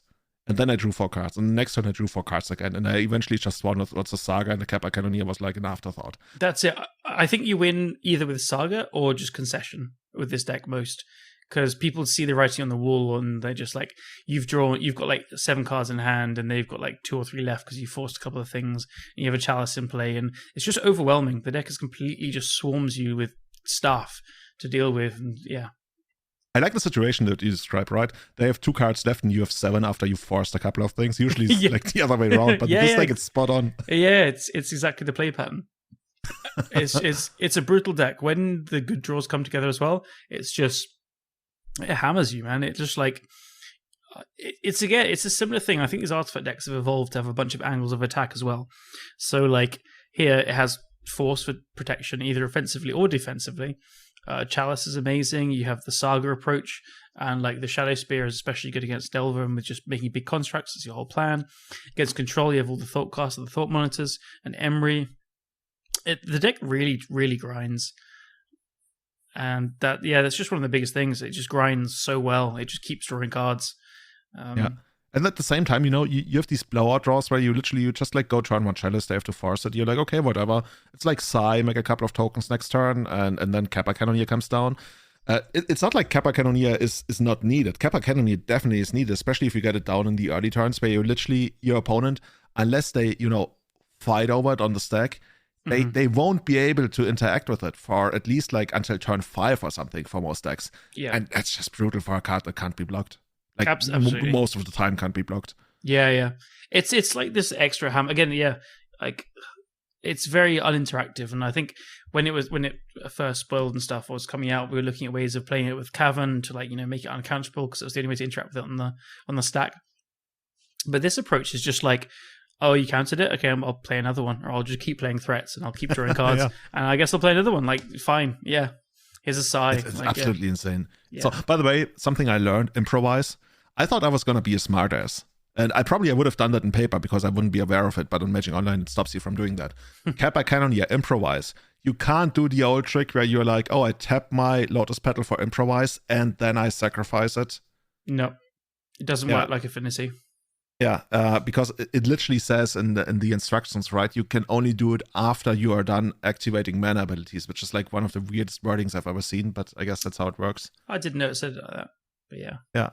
I was almost wondering whether they worded it like that. Like improvise has been around for longer, but I almost wondered whether they worded it like that because for all I know, Wall of Roots is still bugged on Magic Online. Yes. And like improvise and convoke are kind of the same, and you can't, like in paper, you can tap your Wall of Roots for convoke and activate the mana ability, but on Magic Online, as far as I know, you still can't do that. And I wonder whether they picked that wording for improvise, which, became a thing after the Wall of Roots bug was known on Magic Online, just to like, so they don't have to code around that shit. Yeah. It could well be a weird, different naming, wording. Yeah, or making it more intuitive to newer players, I guess, because maybe there was something in standard that could do something similar, like Lotus Petal. I don't know, but yeah. For those wondering, you can't do that. I would have fallen for it in paper, but in Magic Online, it taught me the lesson. Yeah, you are not allowed to do that, mister. Yeah, cool. What I really liked about the deck, by the way, like I said, I only played a league, Crucible of Worlds. Holy shit! Like I played, I think, against 2 control decks, like one chess guy, one of those. The other one was like one of those whatever you want to call them, 4-color red or something. And like Crucible of Worlds is scary when you have with the Saga coming back all the time. It's such a good engine. This is a big game plan in the white painted decks, actually. You have Oswald and you just like cycle a 2-drop artifact into Crucible. And you just rebuy Sagas. And, very often like they'll eventually Prismatic Ending or something, but you at least got one Saga back off it. And if they don't answer it quickly, you can get a second. And it's just a really strong engine. It's pretty cool with Otawara as well. Like, bounce something and then play it from the graveyard. Yeah, Otawara. Can we just like call it Ottawa for like Otawara? Yeah, it's not too bad. Soaring City. Sorin City. Sorin City. Soaring. So yeah, I know, but I want it to be Sorin City. I'm not. That reminds me of like Sin City, which was like the black and white movie. Oh yeah. And Sorin is black and white, so I want it to be Sorin City. Very good. Very good. You get a prize. Gold star. Yeah. Okay. Check mark on the flavor part of the episode. Yeah, nice. We nailed it, man. So the deck guide that Jordan wrote, that's actually like really cool. So I definitely recommend anybody to check that out because it also has a really good sidebar guide. And the thing that actually threw me off, the thing that I didn't do yesterday, he not only keeps in all the Force of Worlds against Delver, he actually brings in additional copies of Force of Negation, and that's both for the control matchups as well as the Delver matchups. Yeah, I love this bit of advice because when I was playing 8 cast first, I was just not doing well with it. I was like, I love these artifact decks. I think I get the sequencing, but I'm clearly doing something wrong. And I messaged Bob Huang and I was like saying, like, I'm playing the deck, you're doing very well with it. Like, what am I doing wrong? And he told me how he sideboards, and he said exactly the same thing. Bringing all the forces against Delver and Control. And I was like trimming forces against Control and cutting them against Delver. And he's just like, no, you're an idiot, dude. You just you cut I can some of your literally threats. hear Bob hearing that say in my ear. Yeah. He didn't say those words, but yeah, gist of it. But I was like, oh my god, yes. Like, it makes so much sense. I'm just so used to the kind of the structure of force negation is bad against Delver, that's it. But the only way you really lose is Meltdown, really. Like, sometimes you get tempoed out and whatever that happens, but it's hard to happen when you're making huge constructs and then getting the Shadow Spear. So it really is like Meltdown, or sometimes a whole breach will really destroy you and you need to force it with it. But yeah, I think it's just fantastic sideboard advice. And I read the guide today as well, and everything just makes sense to me. I mean, as it should, because the guy's a master with the deck, clearly. So yeah.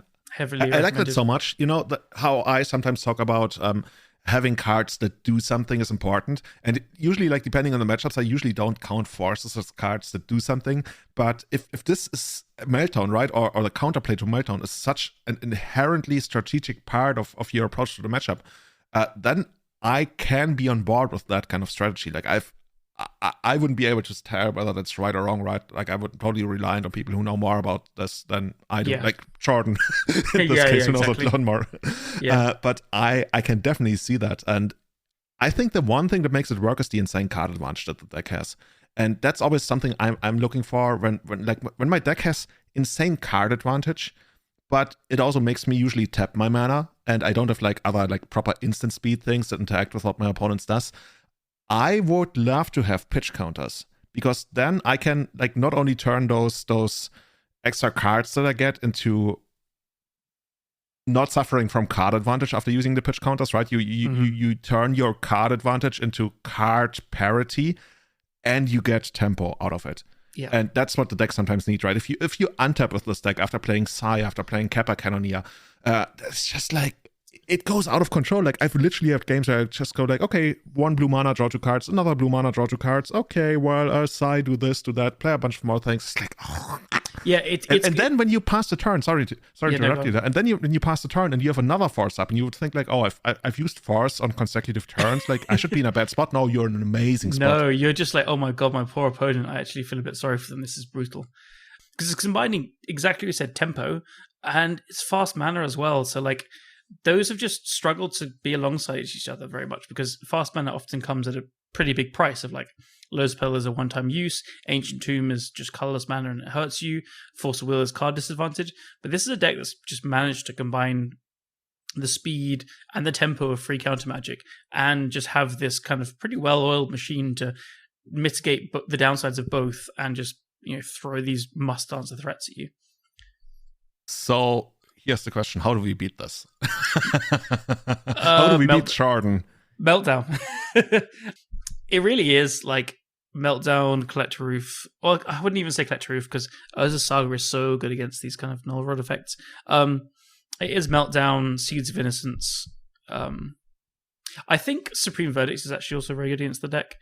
It's slow. Yeah, that kind of is actually somewhat annoying, but then again, I was going to say I played around it, but I saw it coming, because I think why did I see it coming? I think it was Mishra's Bobble. Yeah, Mishra's Bobble. I saw it coming. The information you get from Baubles is insane as well. You just, like, it racks up over time. Sometimes you just know 3 cards in their hand, and because you've seen one on top of the library and you've versus Bauble twice and stuff, and then you just get all this information, and it feels like cheating sometimes.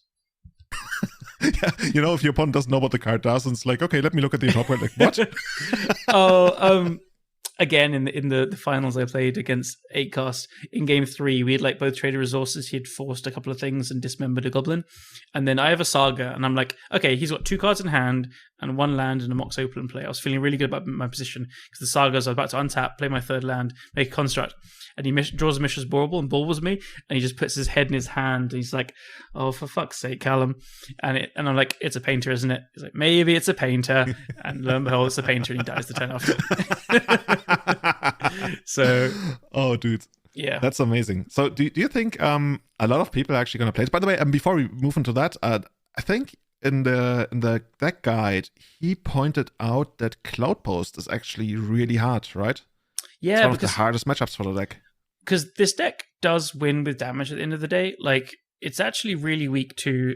It now has Ottawa the Soaring City, which is pretty good, but it's pretty weak to something like an Ensnaring Bridge or anything that stops you attacking their life total. Now, Cloud Post is so good at that because they have this game with Glacial Chasm and Thespian Stages, and especially Reclaimer. You just keep like copying the cavern if you're running out of life and stuff. So I think that's how he loses to it. Like Tony Interplay, he's just a master with Cloud Post as well, and I've got to feel like because they both top 8 constantly, they've got to be playing each other. So he's basically framing his losses to Cloud Post as the really bad matchup was probably Tony. And I can see how Glacial Chasm This is like an anime movie setup. It's like Tony and Jordan keep running into each other. Yeah. And we need more Legacy anime movies. It's basically like Yu-Gi-Oh, right? But with proper cards. Yeah. Because I'm just checking. Ottawara, the Soaring City, doesn't return lands, so his deck is actually just completely cold to Glacial Chasm. Is there nothing he can do? No. If there's an Elvish Reclaimer in play, I guess he could bounce it and have a Chalice or Force, but like once it starts to get going, you just keep having the Chasm in play for a bit longer, make your land drops, and then play a big Eldrazi. Yeah, that's the thing, right? The Cloud Post like not only like stops your offense, their offense, once they actually get there, like they go over the top of you. And yeah, absolutely. You can't attack their lands because that's not what you do in this deck. So, yeah. I was wondering, like we were talking about this in Discord, like whether back to basics could be a way to fight back against this. I found myself in a lot of spots where back to basics would have been really annoying. Usually I was already ahead on the board, so it couldn't like be a random back to basics. You'd also have to have a way to basically clear the board of any offense. But then back to basics almost locks you out. And I mean, yeah, there's other things, but a lot of the other things that you can do, they are more like sideboard cards, right? You mentioned Meltdown, Energy Flux is something people sometimes talk about. Yeah. But back to basics is a card that people usually play in the main deck even, and that's one way. It's okay, but it's like... Yeah, it's not great. The trade-off is like you get to play it in the main, right? I guess that's the only thing. It is slow, but it's also like they have Mox Opal, which is kind of good against it. And the deck just doesn't use mana that much. It's good at using mana, but it doesn't need it that much. And you're drawing so many cards, you're going to make some land drops. It's one of these cards where like it could steal some games and it's okay. Yeah, it's certainly not great. So it's probably like not... It's not a reason to pick up a back to basics deck, I guess.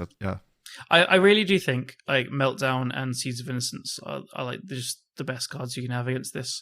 Force of Vigor is really good. Just don't try and hit the Cannoneer with 4 mana or something else. Don't give them a window where they've drawn enough cards and force.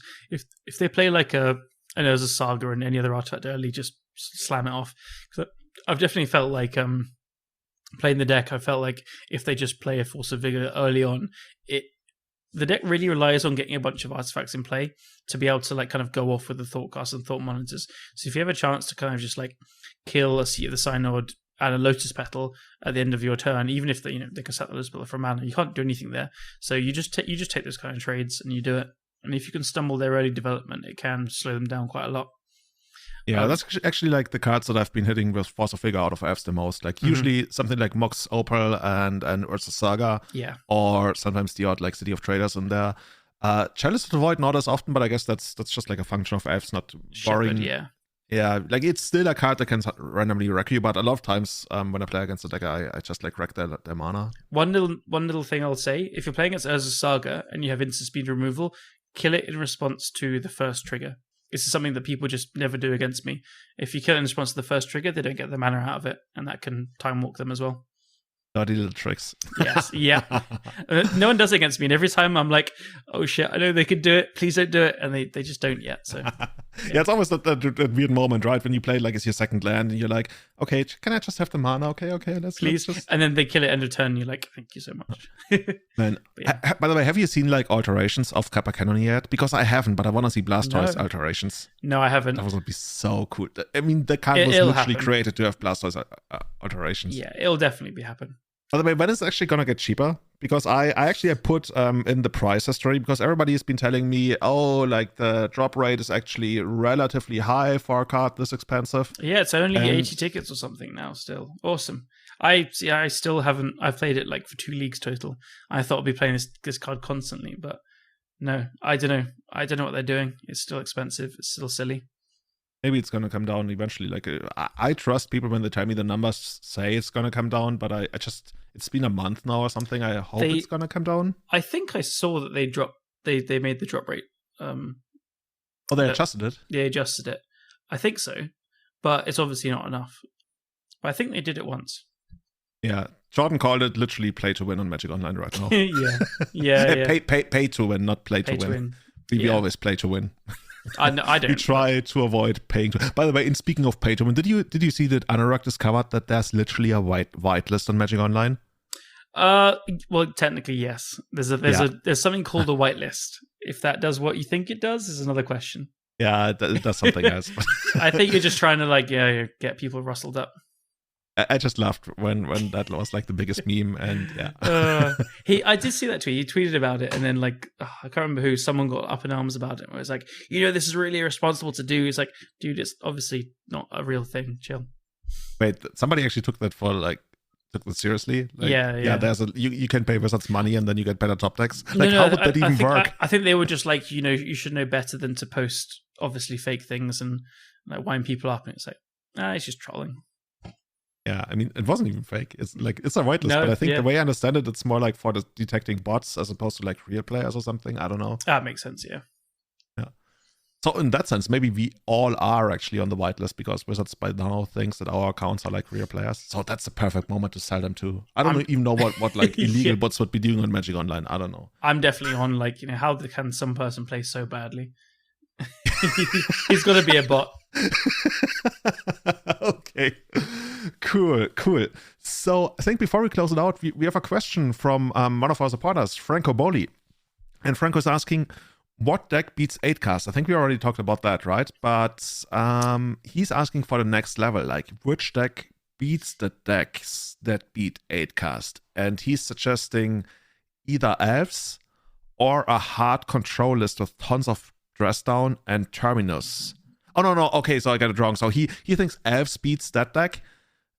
Okay, I'm so this is like, I actually blame Franco because this is like way weirdly sequenced. What he wants to ask is what deck beats 8cast, and then after that, what deck? So after that, what's the deck that beats 8cast? So maybe we say Cloud Post, and I would say Painter. And then he says what's also then good against that deck, so Cloud Post or Painter or whatever, that's also not bad against 8cast. That much I get. And he suggests elves, and I can see that. But then he mentions like a hard control list with dress down and terminus. But that's not the deck that's supposed to be good against the deck that's good against 8cast. Maybe it's elves, supposed to be... Elves is the deck that's good against 8cast, and then a hard control list is the one that beats 8cast and then good against elves. Yeah, that's why I got confused. So basically elves would be that kind of hard control deck, I guess he's saying. And is hard control good against either of these? I'm not even sure if hard control is good against the deck, yeah. Like I would say it's help. Yeah. But dress down, kills the constructs, and like it's good against Emery, not really Psy, and kind of Thought Monitor because you cast a response, but it's good. You could pull ahead. I think if you're trying to find a control list to beat 8cast, you'd play like 4 Hull Breacher, and then a couple of Days Undoings. Go that approach. Hull Breacher is really, really, really good against 8cast. Yeah, I guess it's Hull Breacher or Narset. Yeah, either. But the thing is, like, you can still like use the baubles to draw on the opponent's turn, but it slows the entire operation down a lot, and it completely turns off Thought Monitor. Yeah, it is good. I don't know if it's like where I'd go to beat them. I don't know, Franco, come aboard the Painter train. And then again, I guess from there he's thinking elves beats those kinds of decks. But what about Hammer Mage Espervile? Oh god, dude, I streamed the deck the other week, right? You saw that? I didn't. It was amazing, and I timed out. I already announced that I literally timed out in game 2 against Death and Taxes.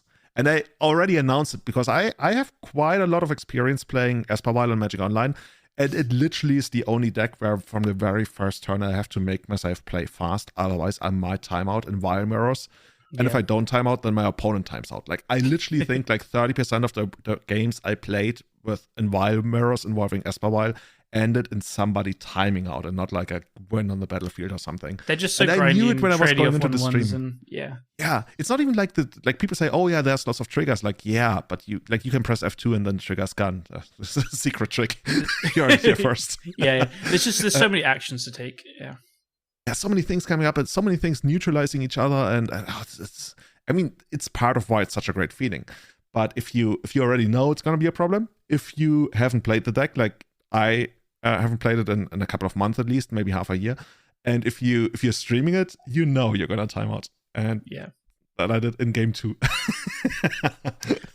But it's great. It's a fun deck to play. Hammer Mage, man. Oh god, Hammer Mage is actually really good against this. Yeah. So I was thinking like, basically, because I know that Franco has played a lot of Esper Vile, and so I could see like Esper Vile being built to beat 8-cast, especially with Hammer Mage, and I'm sure it can be Elves, right? You have good access to Plague Engineer. I know that card doesn't just like solo the deck, but it's pretty damn good if you have a couple as well. Yeah, I think it's like a matchup where nobody feels like, oh, I'm getting wrecked. Both basically get to play. Yeah. So that would be my answer for him, which I think is reasonable. What do you think?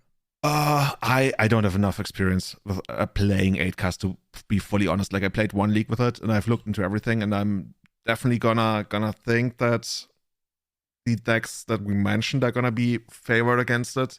But right now, I think that the bigger discussion is always like which sideboard cards people are supposed to play, right?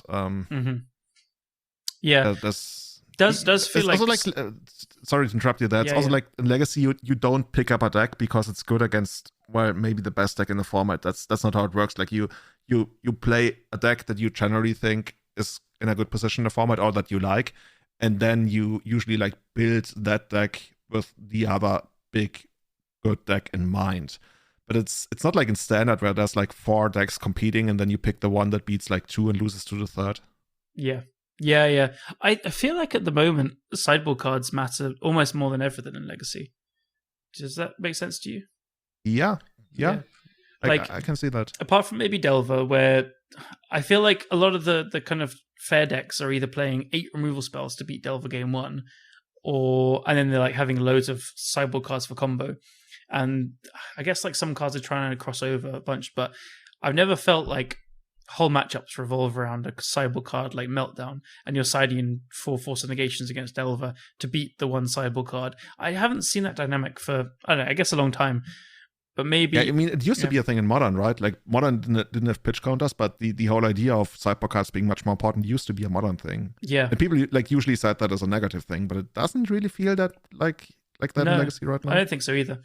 Like, maybe you had things like some random stuff were really good against Show and Tell or Storm, but it was always like Pyroblasts against Show and Tell, or I don't know, just Speaking of Storm, just to do justice to our mission of keeping people updated, it looks like A&T or even like TNT, which is like A&T playing Burning Wish, is kind of coming back. It's like I've seen it quite often recently. That's I don't know his actual name, but Demonic Tutors. He's a guy that streams mostly Modern. He's just like always played Ant. It's his thing, I guess. And I think he's played it for quite a long time. He's clearly like an old school player for a while, and he did well in a challenge. I think maybe won or came second in Saturday last week. And so I think in our London, I'm pretty sure the guy who came fourth with Ant was playing his list, I think. And I still just run into it a lot online. Like, people just love playing Storm decks, and I think it's great. It's such it's funny. Like, so many of the old A&T masters, they've moved on to Doomsday, and now the new school players are coming up. Yeah. Maybe not even new school, but at least new faces. Yeah, they're just like, what the hell are you guys doing playing these silly like fishes and stuff? Awesome. So, by the way, before we close it out, I think starting today, they once again have these all access tokens, right? That you can get for $25, and that's gonna give you access to almost every single card on Magic Online for at least a week or two. You can even play 8-cast. Yeah. I wonder actually whether a lot of people are gonna play that, because there's a PTQ coming up. Is it actually a Legacy PTQ? I'm not sure, honestly. I'm in mode ignore everything because I've because with my band tour coming up, I can't play anything. So, tell us about that while I look this up, because I actually want to find out. Yeah, so you're going to the US? We're going to the US just on the last day of May, I believe it is, and we are playing for 2 weeks. We're starting in Chicago, going across, and then ending up in New York, and then going to go to a American football game with like Sam Rukas and Phil Beckman and stuff. And we're going to drink beer, shout American things, and be very American. Yeah, dude, can you like take a couple of videos for me? I want to hear what Americans shout and how like Callum's guide to being American. It's going to be, can I get a goddamn hell yeah, motherfucker? Oh, dude, I'm done. By the way, I found it out. So, cool. 31st of March is going to be the Legacy Super Qualifier. So, if you purchase the token today, you'll at least be able to play until next Thursday in the Legacy Super Qualifier. Cool. I think those are like the top 2 get invites as well. I think so. Yeah. Sounds good. Yeah, that sounds right. Cool. So definitely check it out. It's if you've always been like on the fence about whether you should get into Magic Online or not, these weekends or like week-long things are the very best thing. You pay $25 and then you play whatever you want for at least a week. And that's absolutely amazing. Yeah. Like even people who have these loan accounts, right? Sometimes buy them just because it's so convenient to click this card, click that card, add this to my deck, add that to my deck. Oh, I already have it. Oh. I've absolutely done this once or twice before as well, even though I have Mana Traders. It's so nice and easy to do, and you get all the versions you want, and you get to just jump between things and be like, yeah, this, that, whatever. I highly recommend it. If you're thinking about just trying it out, just jump in, have a go. Awesome. If you have friends looking to jump into listening to podcasts, you can recommend us on Apple Podcasts. And by the way, Callum, you've seen this, right? Holy shit, did we get a lot of awesome reviews over the last month or two. Yeah. I can't stress enough. Like, seriously, people, I'm so thankful. This is absolutely amazing. I think we got like 7. I have no idea. Like, I have a service that collects them and sends it to us. And like, sometimes I'm like, why am I even paying those guys $5 a month? Like, it's not happening very often. When it does, it's amazing. And then I still have no idea. All of a sudden, like, we get a ton of awesome reviews on Apple Podcasts. Thank you so much for that. Seriously, you literally make my day. I guess Callum's day as well for the entire week. I guess you make the week. That's the most awkward way to phrase it. But seriously, that's amazing. Thank you so much. If you want to support us in other ways, you can go to patreon.com/everydayeternal, join the Patreon, become part of the Discord, and see all the awesome things in the actual, like, this is the entire show, the podcast, that's just a front for the Everyday Eternal channel where we post food. We were talking about cold brew core today. Content. So sorry, we were talking about? We were talking about cold brew today.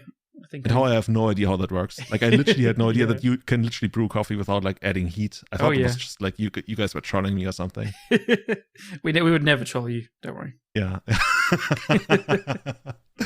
Never troll me. So if you want to troll me, you can find me on @itsjulian23 on Twitter, Twitch TV/itsjulian on Twitch. You can find the podcast on @eternalmtg on both Instagram and Twitter. And Callum, where can people find you? Good question. Hold on, let me go on Twitter. You changed your name. It should be so easy now. @Callum Smith MPTG. I totally remembered it. It's fine. Cool. So with that, shoutouts to our Eternal Witness tier supporters Tommy Hinks, Testacula, Sebastian Hollager, Guillaume, Jake, Hanawar Elf, and Severin Schwarzhuber. And our Grizzlebrand tier supporters Victor Benatz, Butchie Butt, Scott Monroe, Jeremy Gates, Henrik Korkutz, Tom Hepp, Joel Granahead, and Paragon Games in St. Louis. Everybody, enjoy the year of the turtle that we just entered. We will see how that's going to work out. Maybe we're going to like curse it in just like the next episode. But for now, just go out there, play Legacy, and enjoy. Enjoy.